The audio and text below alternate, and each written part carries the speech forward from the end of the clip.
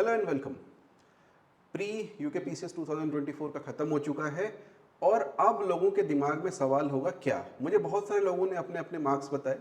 84, 89, 90s में है कई लोगों के 70s में या 60s में भी हैं। देखो, ये नेचुरल है कि एग्ज़ाम देने के बाद आपके मन में क्यूरियोसिटी हो, लेकिन अब क्या करना है ये रास्ता भी क्लियर होना चाहिए। तो इस वीडियो में हम बात करते हैं कि आपको करना क्या चाहिए। जिन लोगों के मार्क्स बहुत ख़राब हैं, बहुत ख़राब मतलब ठीक है, दुनिया भर में लोगों ने कट ऑफ्स बता रखी हैं अपने अपने हिसाब से। अगर उससे 20 नंबर नीचे है, मान लो मैंने लेटेस्ट से कट ऑफ बता रखी है लड़कियों की 70 से 75, ठीक है, लड़कों की 80 से 85, अगर उससे 20 नंबर नीचे है फिर तो आप दोबारा तैयारी करो, प्रीलिम्स के लिए तैयारी करना चालू कर दो। ऑब्वियसली थोड़ा बहुत मेंस पे फोकस आपको रखना है, क्योंकि अगली बार फिर यही होगा, प्रीलिम्स के बाद मेंस के लिए बहुत समय नहीं मिलेगा। लेकिन जिन लोगों को मेंस देना है इस बार, और देना है वो कैसे डिसाइड करना, देखो हर एक की कट ऑफ देखने की जरूरत नहीं है।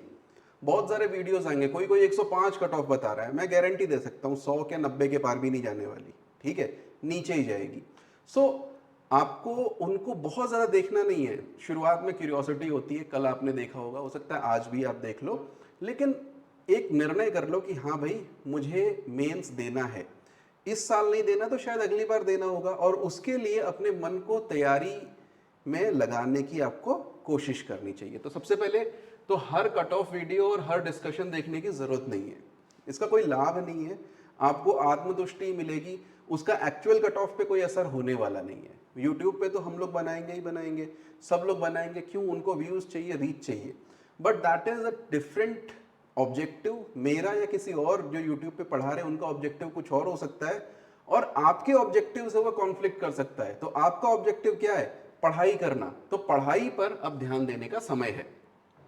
रिजल्ट्स के बारे में चिंता करना छोड़ दो, स्टडीज के बारे में अब चिंता करना शुरू कर दो। क्यों, केवल 4 महीने हैं अगर हम कैलेंडर के हिसाब से जाते हैं। बहुत सारे लोग कह रहे हैं भाई एग्जाम तो पोस्टपोन होगा, यूकेपीएससी ने आज तक कभी एग्जाम टाइम पे नहीं कराया मेंस का। हो सकता है, बट किसको पता है कि अगर 4 महीने में एग्जाम हो जाए फिर आप क्या करोगे। ठीक, तो एक स्ट्रैटेजी दिमाग में होनी जरूरी है। तो उस स्ट्रैटेजी को दिमाग में किस तरीके से रखना है, क्या चीज़ों पे आपने ध्यान देना है, वो बातें हमें यहाँ पे इस वीडियो में करनी है। तो सबसे पहले आज से ही ना एक स्ट्रैटेजी टाइप की बना लो। उस स्ट्रैटेजी के बेसिकली 3 एलिमेंट्स होने चाहिए बड़े बड़े। नंबर 1, पढ़ना क्या है। ठीक है, कुछ चीज़ें ऐसी होंगी जो तुमने टच भी नहीं करी होंगी अभी एग्जाम के पर्पज से, और सब ने, मैं 100% लोगों के लिए बात कह रहा हूँ, कई सारी चीज़ें ऐसी होंगी जो टच भी नहीं करी होंगी, अभी बताऊंगा उनमें से, और आपको लगेगा हाँ इसमें से 60-70% तो हमने देखा ही नहीं है आज तक। उनको पढ़ना शुरू कर दो, स्टडी करना शुरू कर दो, जो नए सेक्शन हैं। कुछ चीज़ें ऐसी होंगी आपने प्री में करी होंगी और अब आपको उनको रिवाइज करना है, तो रिवीजन का शेड्यूल बना लो।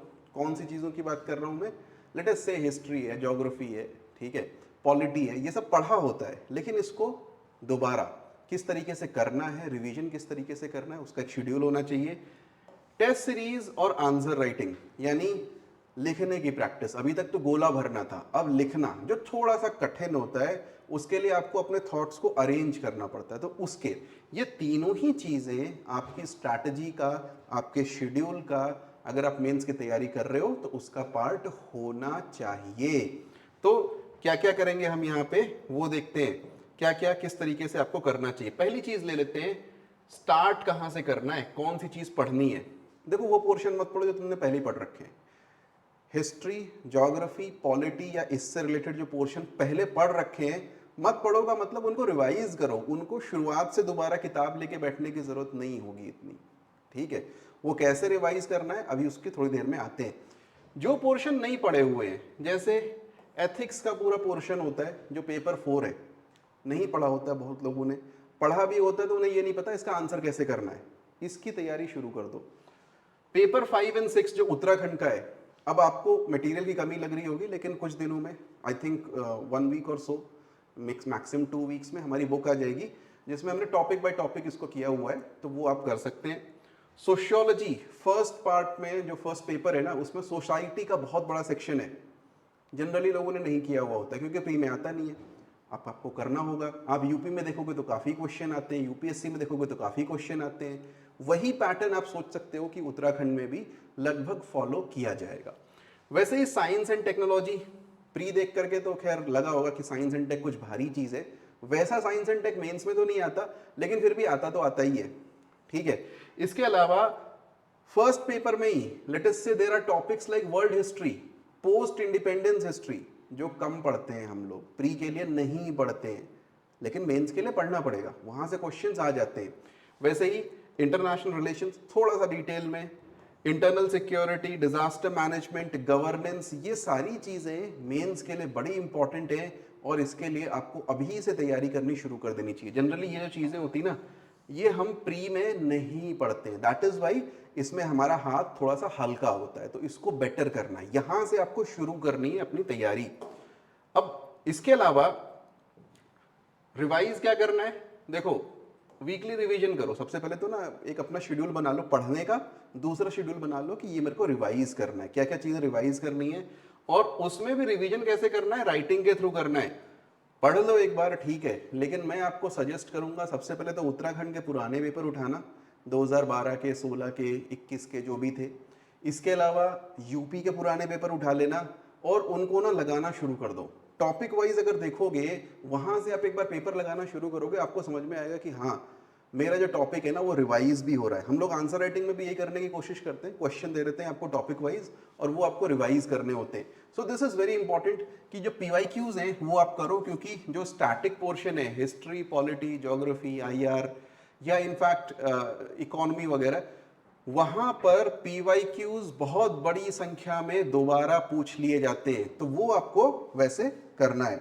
ओके, सो आंसर राइटिंग आपकी ना बहुत ही रेगुलर और बहुत ही फोकस्ड होनी चाहिए। Like you have to do regularly, आपको रोज 1-2 क्वेश्चंस लेकर के उसके आंसर लिखने चाहिए, रिवीजन के पर्पस से या फिर अपनी स्ट्रैटेजी बनाने के पर्पस से कि आपके जो टेम्पलेट्स हैं वो कैसे होने चाहिए। टेम्पलेट्स मतलब होता है ना कि एक ही टाइप के क्वेश्चन पूछे जाते हैं, तो इस टाइप के क्वेश्चन में एक फॉर्मूला है कि इस तरीके से लिख देना है। जैसे मसाला पिक्चर होते हैं ना, उसमें एक आइटम डांस होगा, हीरोइन होगी और हीरो होगा, एक विलेन होगा और एक वैम्प भी होगी, तो इस तरह की जो एक ना फॉर्मूला पिक्चर्स बोलते हैं उनको। वैसे ही यहाँ पे ना आंसर्स लिखने हैं आपने, फॉर्मूले होते हैं आंसर लिखने के, वो आपको पता होने चाहिए कि इस तरह के क्वेश्चन में इस तरह का आंसर जाएगा, इस तरह के डायग्राम्स उसमें आप डाल सकते हो।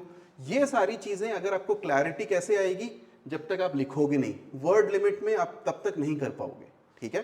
इसी तरीके से एक क्वेश्चन है, इसको मैं यही सॉल्व कर देता हूं, पॉइंट वाइज लिखना है या पैराग्राफ में, ठीक है। आपको आंसर्स पॉइंट वाइज लिखने हैं, सिंपल इज दैट। एस्से के अलावा बाकी सब कुछ आपको पॉइंट वाइज लिखना है।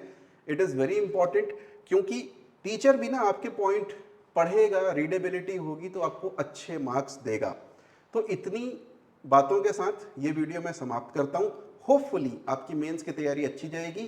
तैयारी के साथ ही हम बने रहेंगे प्री के लिए, मेंस के लिए और इंटरव्यू तक। Please like, subscribe and share this video. Thank you.